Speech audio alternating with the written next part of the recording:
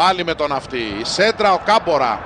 Με το Μαλεζά ο Κάμπορα. Πω, φοβερό γκολ. Φοβερό γκολ, ασύλληπτο. Ασύλληπτο γκολ από τον Κάμπορα. Έχει πετύχει σήμερα 2 γκολ εξωπραγματικά. Είναι τρομερό αυτό, δεν έχει αίσθηση, δεν έχει ορατότητα της ευθείας. Έχει κοντράρει και με τον αντίπαλο, γυρίζει με το δεξί αυτή τη φορά. Με το αριστερό είχε κάνει στο 22 το 1-0, με το δεξί κάνει τώρα το 2-0. Τρομερό γκολ. Φτάνει στα 11 στο πρωτάθλημα και το Βιγελίδης φλέγεται. Δείτε εδώ. Μετά την κόντρα γυρίζει καταπληκτικά με το δεξί. Ένα φορ που δεν είναι ιδιαίτερα ψηλός όμως, αλλά είναι μεγάλος μαχητής σε νέες μονομαχίες και που δείχνει από την αρχή της σεζόν ότι έχει εξαιρετική αίσθηση της εστίας ακόμα και όταν δεν τη βλέπει. Δείτε εδώ, καταπληκτικό γκολ πανέμορφο.